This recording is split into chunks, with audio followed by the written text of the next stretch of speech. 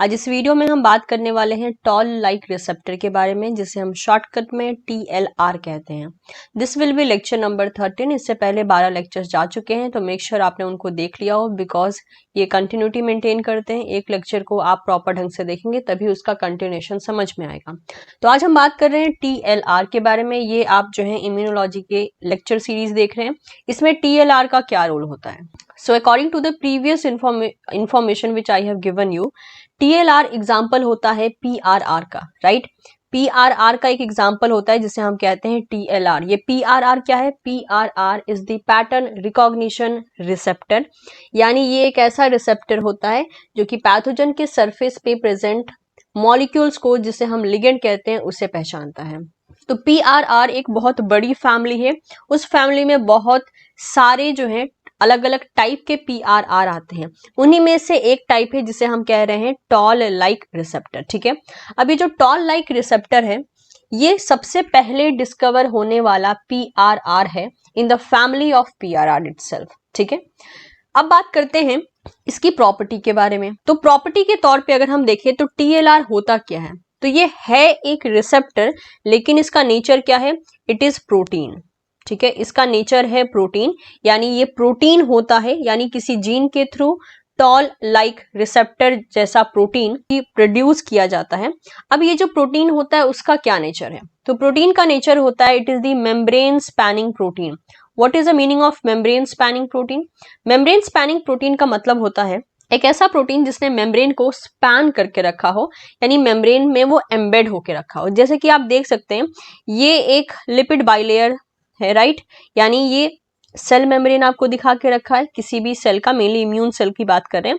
तो ये एक सेल मेम्ब्रेन है, लिपिड बाइलेयर आप देख सकते हो। अब आप यहाँ पे अगर नोटिस करोगे, okay let me take the colour, तो ये एक आपको पिक्चर दिखा के रखा है TLR का। ठीक है, दिस इज दी TLR। अब आप देख सकते हैं TLR के पास यहाँ पर ये जो एरिया है इसका, ये मेम्ब्रेन के अंदर एम्बेड होके रखा है, जिसे हम कहते हैं इसने मेम्ब्रेन को स्पैन करके रखा है। एम्बेड रहता है, जिसे हम बोलते हैं मेम्ब्रेन के अंदर धंसा हुआ रहना, उसे हम मेम्ब्रेन प्रोटीन कहते हैं। ठीक है, और इसने जो है मेम्ब्रेन को स्पैन करके रखा है, इसलिए हम कह रहे हैं it is the membrane spanning protein. जो भी कोई प्रोटीन जो कि मेम्ब्रेन को स्पैन करके रखती है वो भी इस तरीके से, जिसके पास खुद का एक ट्रांस मेम्ब्रेन सेगमेंट होता है, इसे आप ट्रांस मेम्ब्रेन सेगमेंट कहते हो या ट्रांस मेम्ब्रेन डोमेन कहते हो। यानी ट्रांस मेम्ब्रेन डोमेन वो डोमेन होता है जो कि लिपिड बाइलेयर के अंदर, this is the lipid bilayer, तो लिपिड बाइलेयर के अंदर जो एम्बेड रहता है, जो धंसा हुआ पार्ट रहता है, उसे हम ट्रांस मेम्ब्रेन डोमेन कहते हैं। इसके अलावा ये वाला जो पोर्शन है TLR का, ये कहलाता है एक्स्ट्रा सेलुलर डोमेन। ठीक है, या फिर एक्स्ट्रा सेलुलर रीजन, या फिर इसे आप एक्सटीरियर डोमेन के नाम से भी जान सकते हैं। तो तीनों में से कोई भी नाम बोलिए, मीनिंग तो एक ही है कि ये सेल के एक्सटीरियर में प्रेजेंट है, hence it is the extra cellular region. ठीक है, ये हो गया एक। नेक्स्ट आप देख सकते हैं ये वाला हिस्सा, ये वाला हिस्सा कौन सा है? ये वाला हिस्सा है साइटोप्लाज्मिक डोमेन। तो एक्चुअल में जो प्रोटीन मेम्ब्रेन को स्पैन करती है उसके पास 3 डोमेन पाए जाते हैं, extra cellular domain, trans membrane domain and cytoplasmic domain. ऐसे ही TLR के पास भी है, बिकॉज TLR जो है मेम्ब्रेन स्पैनिंग प्रोटीन की तरह रिगार्ड किया जाता है। उम्मीद करती हूँ ये बात जो है आपको क्लियर हो गई होगी। पहला पॉइंट हमने डन कर लिया। सेकेंड पॉइंट क्या है? They share the common structural element in the extra cellular region called the leucine rich repeats, जिसे हम LRR कहते हैं। अब ये जो TLR है ये अपने एक्स्ट्रा सेलुलर रीजन में एक स्ट्रक्चरल एलिमेंट को प्रेजेंट करते हैं और उसे हम कहते हैं LRR। ठीक है, ये देख सकते हैं आप, ल्यूसिन रिच रिपीट्स। ये जो आपको यहाँ पर एक सेमी सर्कल फॉर्म में नजर आ रहा है, this is what the leucine rich repeats.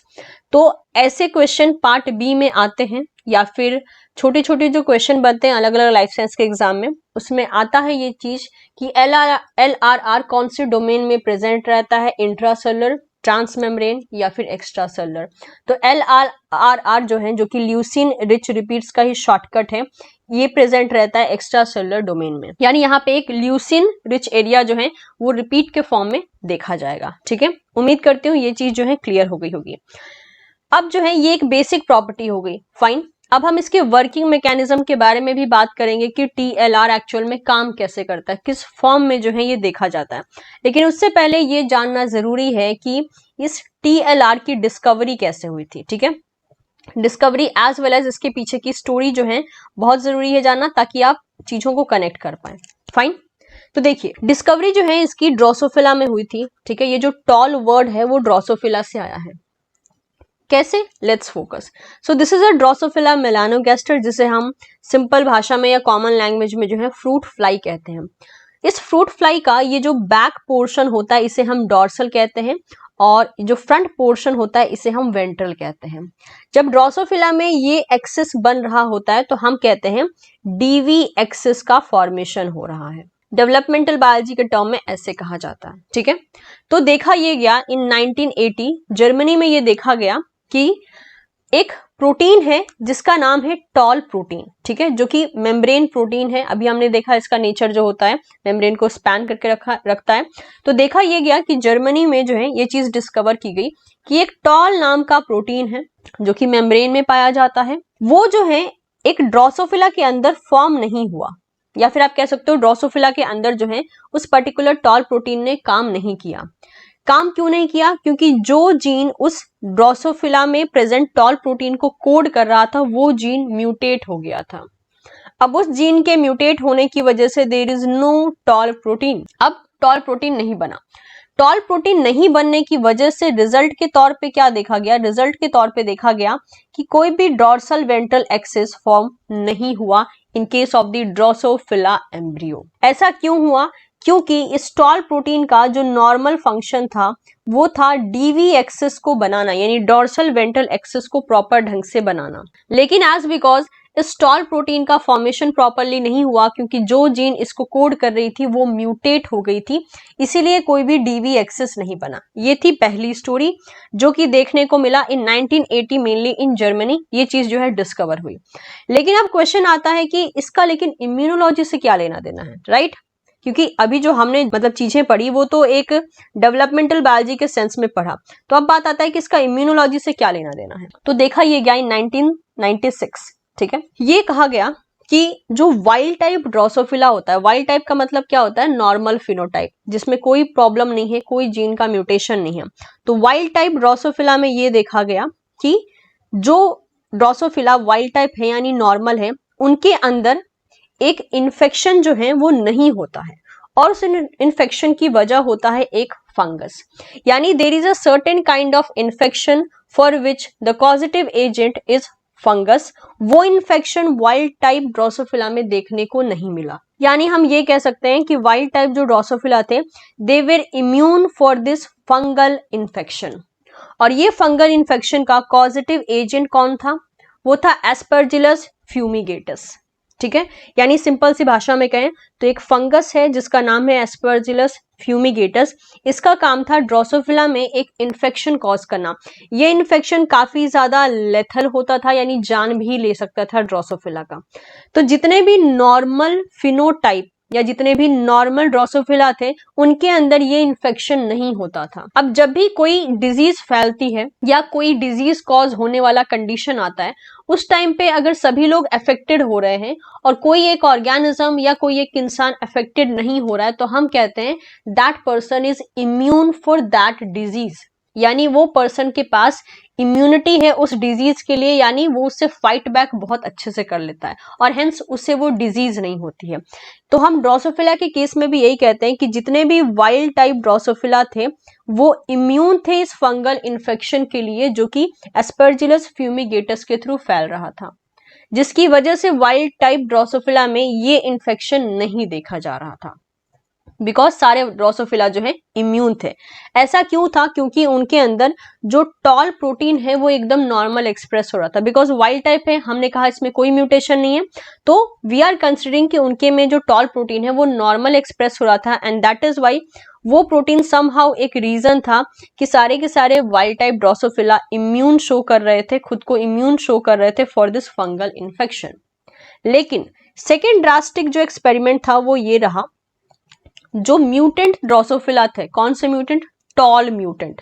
यानी कभी भी किसी प्लांट की बात ले लीजिए, किसी ऑर्गेनिज्म की बात ले लीजिए, उस ऑर्गेनिज्म या प्लांट में हम जिस जीन को म्यूटेट करते हैं उस ऑर्गेनिज्म को हम उसी म्यूटेंट के नाम से जानते हैं। जैसे कि अगर मैं ड्रोसोफिला के अंदर एक्स जीन को म्यूटेट करती हूं तो अब मैं ड्रोसोफिला को ड्रोसोफिला ना कह के मैं बोलूंगी इट इज एक्स म्यूटेंट, ठीक है। अगर मैं उसके अंदर वाई जीन को म्यूटेट कर देती हूं तो अब मैं उसको वाई म्यूटेंट कहूंगी। सिमिलर बेसिस पे जो है ड्रोसोफिला में टॉल जीन का म्यूटेशन हो गया, मतलब कि हमने टॉल म्यूटेंट ड्रोसोफिला लिया या एक ऐसा ड्रोसोफिला लिया जो कि टॉल म्यूटेंट था। अब इसमें देखने को क्या मिला कि बहुत ड्रास्टिक रिजल्ट आया। जितने भी टॉल म्यूटेंट ड्रोसोफिला थे वो सारे के सारे ससेप्टेबिलिटी शो करने लगे इस फंगल इन्फेक्शन के लिए, जो कि एस्परजिलस फ्यूमिगेटस के थ्रू हो रहा था। यानी कहने का मतलब ये हुआ कि जितने भी टॉल म्यूटेंट ड्रोसोफिला थे उनके अंदर फंगल इन्फेक्शन फैलने लगा, जो कि काफी ज्यादा लेथल था, डेडली था। और इस वजह से जो है ये रिजल्ट निकाला गया, क्योंकि ये म्यूटेंट कैसे थे जिनके अंदर टॉल प्रोटीन नहीं पाया जा रहा था।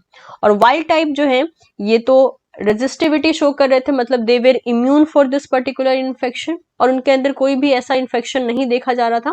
तो इससे ये डिक्लेयर किया गया, बाद में ये बोला गया कि later it has been suggested that the Toll and the related protein are involve in the activation of innate immune response in invertebrates. तो फाइनली जो है, क्योंकि ड्रोसोफिला एक एग्जाम्पल है इनवर्टिब्रेट ऑर्गेनिज्म का, तो फाइनली ये सजेस्ट किया गया कि टॉल और उसके जैसे रिलेटेड प्रोटीन जो है इनवर्टिब्रेट की बॉडी में इनेट इम्यून रिस्पॉन्स को एक्टिवेट करने में मदद करते हैं। और इनेट इम्यून रिस्पॉन्स का मतलब आई थिंक हम लोग बहुत पहले से पढ़ते हुए आ रहे हैं, काफी इनिशियल लेक्चर से, तो आपको पता है इनेट इम्यून रिस्पॉन्स का मतलब क्या होता है। तो इस इम्यून रिस्पॉन्स को एक्टिवेट करने में टॉल और उसके जैसे प्रोटीन इन्वॉल्व थे in case of the invertebrate. और आई थिंक अब आपको कनेक्शन समझ में आ गया कि भले हमने जो है टॉल प्रोटीन का डिस्कवरी एज वेल एज इसका कनेक्शन डीवी एक्सेस के फॉर्म में देखा था, लेकिन टॉल प्रोटीन का एक और भी फंक्शन था जो कि इम्यून रिस्पॉन्स के केस में काम कर रहा था। क्योंकि टॉल अगर प्रेजेंट रहता है तो ये इनेट इम्यून रिस्पॉन्स को इनहेंस करवाता है, एक्टिवेट करवाता है। और अगर टॉल नहीं रहता है तो यही इनेट इम्यून रिस्पॉन्स नहीं देखा जाता और ड्रोसोफिला के अंदर इन्फेक्शन फैल जाता है, जो कि एक पर्टिकुलर फंगस के थ्रू कॉज किया जाता है। तो ये जो है कंक्लूजन निकला। लेकिन अब बात आती है कि ठीक है ड्रोसोफिला में तो टॉल है, लेकिन व्हाट अबाउट अस, हमारे जो वर्टिब्रेट हैं उनके अंदर क्या, मतलब क्यों इसको ऐसा नाम दे दिया गया टॉल लाइक रिसेप्टर। तो देखिए, later in vertebrate the protein working in the similar manner as a Toll named as the Toll like receptor. जैसे कि आप अपनी कंपनी में किसी एक्स एम्प्लॉय जैसा काम करते हैं तो आपको क्या कहा जाता है कि तुम एक्स जैसा काम करते हो। सिमिलरली देखा यह गया कि वर्टिब्रेट सिस्टम में, ठीक है, यानी हम में एज वेल एज वो सारे ऑर्गेनिज्म जिसमें कि वर्टिब्रल कॉलम होता है तो उनको हम वर्टिब्रेट कहते हैं। तो वर्टिब्रेट में ये देखा गया कि कुछ ऐसे प्रोटीन पाए जाते हैं जो कि बिल्कुल टॉल जैसा ही काम करते हैं, नेचर, स्ट्रक्चर, सब कुछ, ठीक है। तो टॉल जैसे ही वो काम करते हैं, इसीलिए उनको बोल दिया गया कि वो टॉल जैसे प्रोटीन है, यानी टॉल लाइक प्रोटीन है। और वो प्रोटीन का नेचर क्या है, दे आर रिसेप्टर, हेंस नाम दे दिया गया Toll like receptor, and shortcut में हम इसे TLR कहते हैं। सो आई एम एक्सपेक्टिंग कि डिस्कवरी आपको समझ में आ गई, नाम का सिग्निफिकेंस समझ में आ गया, आप रिलेट कर पाए कि टॉल डीवी एक्सेस से जो है डायरेक्टली इम्यून सिस्टम में कैसे काम कर रहा है। और अब जरा सा हम फोकस करते हैं कि ये काम कैसे करता है, मेनली इसका वर्किंग मैकेनिज्म कैसा होता है। बहुत डिटेल में नहीं जाएंगे, एक क्रिस्प मैनर में जो है कवर करने की कोशिश करेंगे कि ये काम कैसे करता है। तो TLR के अगर वर्क करने का मेथड अगर हम जानना चाहें तो सीधी सी बात है, क्योंकि TLR क्या है, TLR जो है एक टाइप का PRR है, राइट। तो इसके लिगेंड क्या होंगे, ये एट अ टाइम या तो पैम्प के साथ बाइंड कर सकता है या फिर ये डैम्प के साथ बाइंड कर सकता है, ओके। अब ये जिससे भी बाइंड करेगा, लेकिन इसका डोमेन कौन सा होगा, इसका डोमेन होगा एक्स्ट्रा सेलुलर, राइट। तो TLR जो है अपने एक्स्ट्रा सेलुलर डोमेन से पैम्प या डैम्प से बाइंड कर सकता है, ठीक है। और एक्स्ट्रा सेलुलर डोमेन में भी क्या है, एक्स्ट्रा सेलुलर डोमेन में भी क्या प्रेजेंट है, दैट इज बाई LRR, ठीक है। LRR के थ्रू जो है ये बाइंड कर सकता है। अब देखने को ये मिलता है कि चाहे वो किसी से भी बाइंड करे, ठीक है, किसी से भी बाइंड करे, दिस बाइंडिंग, ठीक है, बाइंडिंग विल कॉज डाइमराइजेशन। तो जब भी ये अपने लिगेंड से बाइंड करेगा ये डाइमराइज कर लेगा, मतलब कि डाइमर बना लेगा। यानी अगर हम बात करते हैं this is the membrane, cell membrane. तो अगर ये यहाँ पे इस तरीके से प्रेजेंट है तो अपने जब लिगेंड से ये बाइंड करेगा तो ये कुछ ऐसे बन जाएगा, यानी डाइमराइज होके काम करेगा। अब देखा ये गया है कि मैक्सिमम केस में, फर्स्ट अगर हम बात करते हैं, मोस्ट ऑफ द केसेस में ये होमोडाइमर बनाते हैं। होमोडाइमर का मतलब क्या होता है, एक ही जैसे मॉलिक्यूल आकर अपना डाइमर बनाते हैं। जैसे मान लीजिए कि कोई टीएलआर है तो सेम टाइप के टीएलआर आकर जो है कंबाइन करेंगे और हम उनको कहेंगे होमोडाइमर। लेकिन ऐसा नहीं है कि खाली होमोडाइमर बनता है। सेकेंड केस जो होता है, इट मे फॉर्म हेटेरोडाइमर। हेटेरोडाइमर का मतलब क्या हो गया, जिसमें कि दोनों मोनोमर जो हैं वो डिफरेंट होंगे। एग्जाम्पल के लिए अगर हम लेना चाहते हैं तो यहाँ पे जो TLR2 होता है, TLR2, देखा ये जाता है कि TLR2 जो है आइदर ये हेटेरोडाइमर बनाता है, लेकिन किसके साथ बना सकता है, या तो ये TLR1 के साथ हेटेरोडाइमर बना सकता है या फिर ये TLR6 के साथ बना सकता है। यानी अगर हम यहाँ पे कहना चाहें तो ये जो है TLR2/1 ऐसे हेटेरोडाइमर बन सकता है और दूसरा जो है TLR2/6 ऐसे हेटेरोडाइमर बन सकता है। ठीक है, यानी डिफरेंट हो जाएंगे। और होमोडाइमर का मतलब हो गया कि सेम टाइप के TLR यहाँ पे आकर कंबाइन करेंगे। तो ये इनका वर्किंग मैकेनिज्म होता है कि जो जब भी ये अपने लिगेंड से बाइंड करेंगे दे विल कॉज डाइमराइजेशन। ठीक है, लोकेशन की बात करें कि एक्चुअल में ये कहाँ कहाँ प्रेजेंट रह सकते हैं, तो हमने एक लोकेशन तो देख ही लिया, ये कहाँ प्रेजेंट रह सकता है, that is on plasma membrane. Cell के प्लाज्मा मेम्ब्रेन में प्रेजेंट रह सकता है। इसके अलावा ये एंडोजोम या लाइसोजोम पे भी प्रेजेंट रह सकता है, ऑन लाइसोजोम और एंडोजोम। इसके अलावा एक और केस देखा जाता है कि कुछ TLR ऐसे होते हैं जो कि दोनों पे ही पाए जाते हैं, मतलब they are found on both plasma membrane as well as lysosome and endosome. तो ये तीन टाइप के कंडीशन देखे जाते हैं। कुछ एग्जाम्पल अगर लेना चाहते हैं, अगर हम लोकेशन को लेके कुछ एग्जाम्पल अगर हम यहाँ पे कंसिडर करना चाहते हैं, तो फर्स्ट एग्जाम्पल ये देखा जाता है कि प्लाज्मा मेम्ब्रेन पे जो TLR होते हैं वो मेनली ऐसे पैथोजन के सरफेस पे प्रेजेंट कंपोनेंट को आइडेंटिफाई करते हैं जो पैथोजन बाहर से आता है, यानी आउटसाइड एरिया से जो पैथोजन आता है बॉडी में उसको रिकॉग्नाइज करने का काम करते हैं वो TLR जो कि प्लाज्मा मेम्ब्रेन पे प्रेजेंट रहते हैं। जैसे कि एग्जांपल हो गया LPS, peptidoglycan as well as flagellin. ये ऐसे प्रोटीन्स होते हैं जो कि पाए जाएंगे पैथोजन के सरफेस के ऊपर और उसे रिकॉग्नाइज करने का काम करेंगे मेम्ब्रेन, प्लाज्मा मेम्ब्रेन पे प्रेजेंट TLR। नेक्स्ट आते हैं लाइसोजोमल या फिर एंडोजोमल TLR जो कि लाइसोजोम या एंडोजोम पे प्रेजेंट है। ये रिकॉग्नाइज करते हैं कुछ ऐसे रिलीज फैक्टर को जो कि एंडोजोमल या लाइसोजोमल डिग्रेडेशन जब होता है किसी पैथोजन का, तो इस टाइम पे जब डिग्रेडेशन हो रहा होता है तो उस टाइम पे कुछ फैक्टर्स रिलीज होते हैं, उस फैक्टर्स को सेंस ऑब्लिक रिकॉग्नाइज करने का काम करते हैं लाइसोजोमल या फिर एंडोजोमल TLR। जैसे कि एग्जांपल हो गया bacterial and viral nucleic acid. तीसरा टाइप का जो TLR होता है, जैसे कि मैंने बताया था, जो plasma membrane and lysosome as well as endosome दोनों पे पाया जा सकता है। तो ऐसा एग्जाम्पल होता है TLR4 का। एक्चुअल में होता यह है कि TLR4 प्लाज्मा मेम्ब्रेन के ऊपर भी पाया जाता है और एंडोसाइटोसिस जब इसका हो जाता है, TLR4 का इनकेस जब एंडोसाइटोसिस होता है तो ये एंडोजोम या फिर लाइसोजोम पे जाकर प्रेजेंट रह सकता है। और अगर ये प्लाज्मा मेम्ब्रेन पे बाउंड रहता है तो सीधी सी बात है ये ऐसे कंपोनेंट को आइडेंटिफाई करता है जो कि प्लाज्मा मेम्ब्रेन पे प्रेजेंट TLR आइडेंटिफाई करते हैं। लेकिन जब ये एंडोजोम या लाइसोजोम पे चले आता है तो ये कुछ ऐसे फैक्टर्स को आइडेंटिफाई करता है जो कि लाइसोजोमल या एंडोजोमल TLR करते हैं। Just because TLR4 के पास दोनों नेचर है तो सीधी सी बात है ये क्या क्या आइडेंटिफाई करेगा। Just because TLR4 जो है वो प्लाज्मा मेम्ब्रेन एंड एंडोजोम या लाइसोजोम दोनों पे प्रेजेंट है, तो देखने को यहाँ पे ये मिलता है कि TLR4 जो पैथोजन के सरफेस के ऊपर पैम्प प्रेजेंट है या पैथोजन के अंदर जो पैम्प प्रेजेंट है दोनों को ही आइडेंटिफाई कर सकता है। क्योंकि हमने ये देखा कि प्लाज्मा मेम्ब्रेन पे प्रेजेंट TLR किसको आइडेंटिफाई करते हैं, आउटर सरफेस पे प्रेजेंट पैम्प को, यानी पैथोजन के सरफेस के ऊपर जो पैम्प प्रेजेंट है उसको आइडेंटिफाई करते हैं। लाइसोजोमल एंड एंडोजोमल TLR क्या करते हैं, जो पैथोजन के अंदर पैम्प्स प्रेजेंट है जैसे कि हो गया बैक्टीरियल या फिर वायरल न्यूक्लिक एसिड, इससे आइडेंटिफाई करते हैं।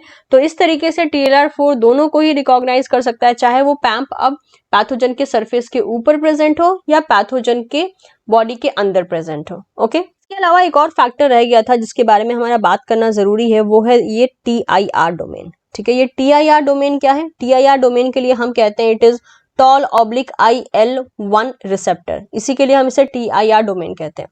तो आप देख सकते हैं ये कहाँ प्रेजेंट है, ये प्रेजेंट है साइटोप्लाज्मिक एरिया में। तो ये साइटोप्लाज्मिक पोर्शन हो गया। ये होता किस लिए, ये बाइंड करता है एडेप्टर प्रोटीन से। एडेप्टर प्रोटीन जैसे कि यहाँ पर एग्जाम्पल हो गया, पहला एग्जाम्पल हो गया MYD88, ठीक है। दूसरा एग्जाम्पल हो गया TRIF। इतने ही एडेप्टर प्रोटीन्स नहीं होते हैं, there are so many different adapter proteins. Adapter protein का काम क्या होता है कि हो ही सकता है कि कोई ऐसी प्रोटीन हो जो TIR डोमेन से डायरेक्टली आकर बाइंड ना करे, तो उसको बाइंड करने में कौन मदद करेगा, TIR डोमेन के पास जो है हो सकता है, जैसे कि मैंने यहाँ पे एक MYD88 कहा है, राइट। तो हो ही सकता है यहाँ पर जो है ये MYD88 ऐसे आकर बाइंड कर जाए और किसी एक्स प्रोटीन को फिर इसके साथ इंटरेक्ट करने में मदद करे। तो एडेप्टर प्रोटीन का काम होता है दो चीजों के बीच में एज अ अडेप्टर या एज अ कनेक्टर की तरह काम करना। तो ये दो एडेप्टर प्रोटीन देखे जा सकते हैं, लेकिन जैसे कि मैंने कहा 2 से ज्यादा भी एडेप्टर प्रोटीन्स देखे गए हैं। जैसे कि यहाँ पर MYD88 का फुल फॉर्म होता है myeloid differentiation factor 88 and TRIF का फुल फॉर्म होता है TIR domain containing adapter inducing interferon beta factor. अब यहाँ पे कुछ मेन बातें लिखी गई हैं जिसका जो है जानना जरूरी है। जैसे कि फर्स्ट ऑफ ऑल TLR और उनके लिगेंड के बारे में ये बातें बोली गई हैं। तो TLR फैमिली जो है ये आपको माइस एज वेल एज ह्यूमंस में देखने को मिल सकती है, अपार्ट फ्रॉम अगर हम ड्रोसोफिला को हटाते हैं तो अब जो है मल्टीपल टाइप के TLR माइस एज वेल एज ह्यूमंस में देखे जा चुके हैं, ठीक है।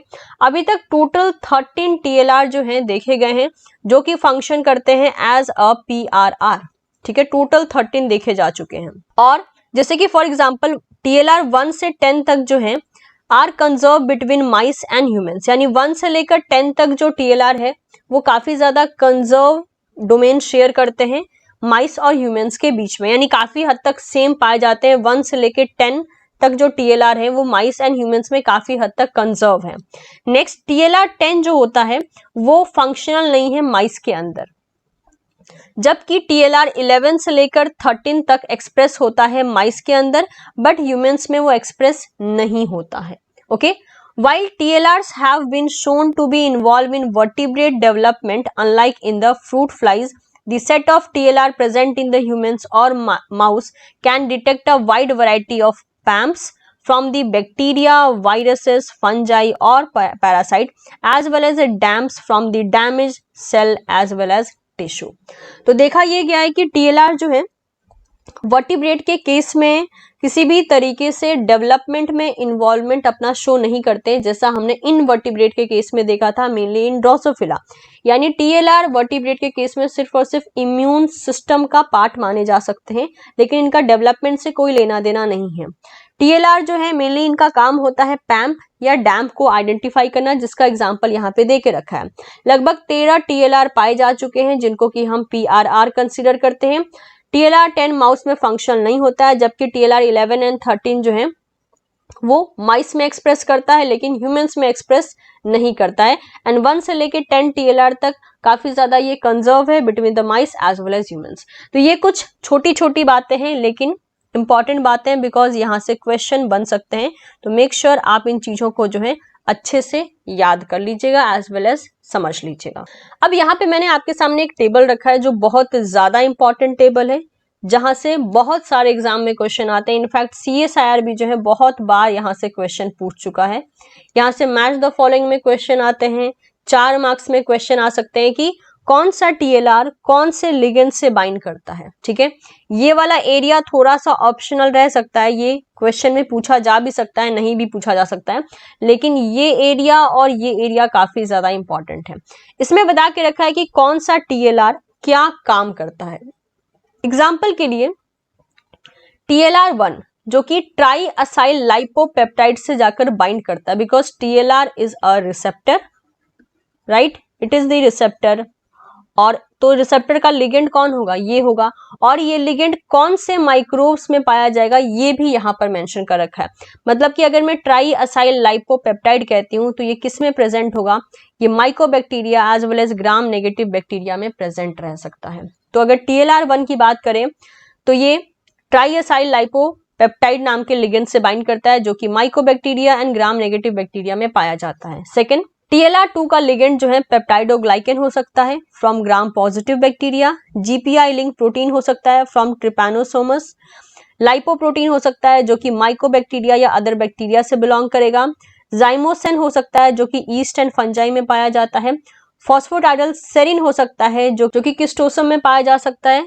TLR3 की अगर हम बात करते हैं, ये डबल स्टैंडर्ड RNA को आइडेंटिफाई करता है फ्रॉम वायरसेस। TLR4 LPS को आइडेंटिफाई करता है from gram negative bacteria, F protein को आइडेंटिफाई करता है from the RS virus. Next mannans को आइडेंटिफाई करता है from fungi. TLR5 flagellin protein को आइडेंटिफाई करता है फ्रॉम बैक्टीरिया। TLR6 डाईएसाइल लाइपोपेप्टाइड को आइडेंटिफाई करता है from mycobacteria and gram positive bacteria, साथ ही साथ जाइमोसिन को आइडेंटिफाई करता है from east and fungi. TLR7 single standard RNA को आइडेंटिफाई करता है from viruses. TLR8 single standard RNA को आइडेंटिफाई करता है from viruses.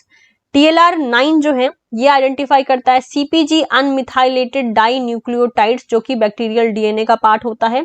Die nucleotide again from bacterial DNA, herpes virus component from some herpes viruses. Hemozoin को identify करता है from the malarial parasite heme by product. TLR10 का जो है अभी लिगेंड अननोन है ऑब्वियसली, यहाँ पे भी TLR11 का भी अभी तक फिलहाल में जो है अननोन देखा गया, साथ ही साथ ये प्रोफिलिन को भी आइडेंटिफाई करता है फ्रॉम दी टैक्सोप्लाज्मा। ठीक है, TLR12 का अननोन है ligand as well as causative agent, साथ ही साथ जो है TLR13 का भी यहाँ पर लिगेंड अननोन है, बट कुछ हद तक जो है कॉजेटिव ऑर्गेनिज्म के बारे में यहाँ बता के रखा है। तो बात आती है कि आपको क्या क्या याद करना है। जो चीजें यहाँ पर मेंशन करके रखा है वो लगभग आपको याद करना है टिल TLR9।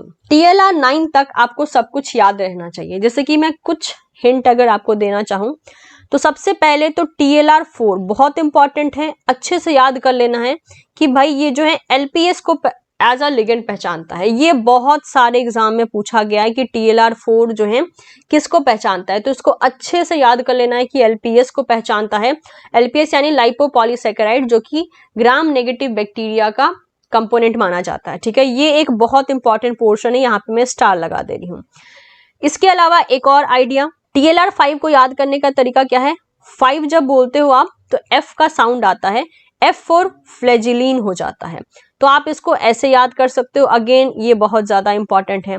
इसके अलावा जो है TLR7, ठीक है, 7 जब आप कहते हो एस का साउंड आता है। ठीक है, एस का साउंड आता है तो सिंगल स्टैंडर्ड RNA में भी एस का साउंड आता है। मतलब इस तरीके से ये जो मैं आपको बातें बता रही हूँ, इस तरीके से आप सिली टाइप के निमोनिक्स बना के भी याद रख सकते हो, लेकिन टिल 9 तक जो है आपको याद रखना जरूरी है।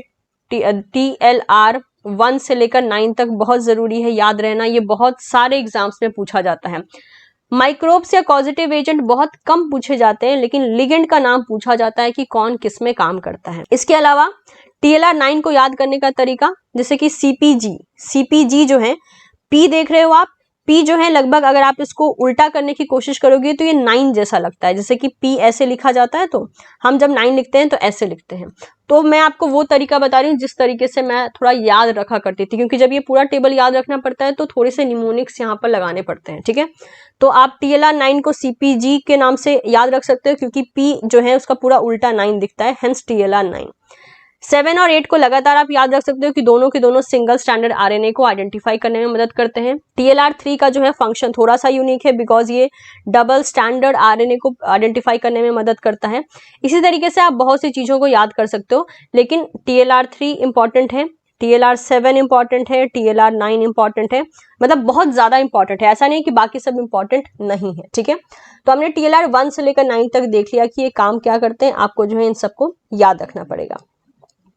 यहाँ पर कुछ बातें मेंशन की गई हैं कि कौन सा TLR होमोडाइमर फॉर्म में काम करता है, कौन सा हेट्रोडाइमर फॉर्म में काम करता है, और तो ये सारी चीजें जो है आप यहाँ से पढ़ सकते हैं। जैसे कि बोला गया है, all function as the homodimer except TLR1, 2 and 6। सारे के सारे TLR जो यहाँ पे मेंशन है सबके सब होमोडाइमर फॉर्म में काम करते हैं, सिर्फ और सिर्फ 1, 2 एंड 6 को छोड़ के। ठीक है, जैसे कि अगर आप यहाँ पे देखना चाहें तो ये रहा प्लाज्मा मेम्ब्रेन। ठीक है, ये रहा एंडोसोम ऑब्लिक लाइसोसोमल एरिया। अब यहाँ पे अगर आप देखते हैं ध्यान से तो आपको सारी बातें समझ में आ जाएंगी।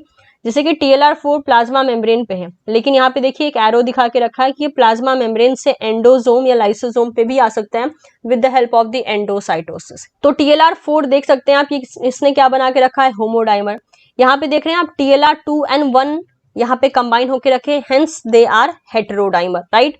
तो TLR4 जो है ग्राम नेगेटिव बैक्टीरिया से इंटरेक्ट करेगा, TLR2/1 का हेटेरोडाइमर बैक्टीरिया या फिर पैरासाइट से इंटरेक्ट कर सकता है, TLR2/6 का हेटेरोडाइमर ग्राम पॉजिटिव बैक्टीरिया या फंजाई से इंटरेक्ट कर सकता है, TLR5 का होमोडाइमर फ्लैजिलेटेड बैक्टीरिया से इंटरेक्ट कर सकता है, बिकॉज ये किसको आइडेंटिफाई करता है, फ्लैजिलिन को आइडेंटिफाई करता है, राइट। तो फ्लैजिलेटेड जो बैक्टीरिया है उसी के पास तो फ्लैजिलिन प्रोटीन होगा। TLR11 देख सकते हैं आप, फिर से यहाँ पे ये होमोडाइमर जैसा काम कर रहा है और यहाँ पे ये यूरोपैथोजेनिक बैक्टीरिया से इंटरेक्ट करता है, क्योंकि ये सब किसकी तरह काम कर रहे हैं, ये सारे के सारे एज अ लिगेंड काम करें, मतलब इनके सरफेस पे जो प्रेजेंट है मॉलिक्यूल वो एज अ लिगेंड काम करेगा, तो ये लिगेंड का सोर्स बने हुए हैं, राइट। यहाँ पे देख सकते हैं TLR3/3 यानी ये होमोडाइमर फॉर्म में काम कर रहा है और ये कहाँ प्रेजेंट है, एंडोसोम या लाइसोसोमल एरिया में, और ये आइडेंटिफाई करेगा वायरल डबल स्टैंडर्ड DNA को।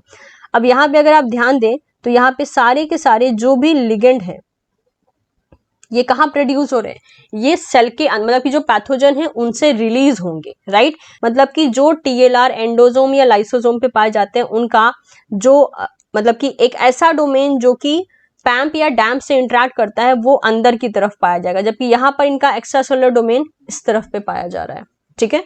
तो इस ढंग से जो है आप देख सकते हैं TLR7 यहाँ पे अगेन होमोडाइमर, TLR8 होमोडाइमर, TLR9 होमोडाइमर, यहाँ पे सारी बातें भी लिख रखी हैं कि ये किस किस को आइडेंटिफाई करते हैं। तो इसके साथ जो है हमने बहुत सारी चीजें TLR के बारे में डिस्कस कर ली, बेसिक से लेके एडवांस तक। आई थिंक जितने भी क्वेश्चन आते हैं यहीं से घूम फिर कर जो है आएंगे, इससे ज्यादा डिटेल में जो है नहीं पूछा जाएगा।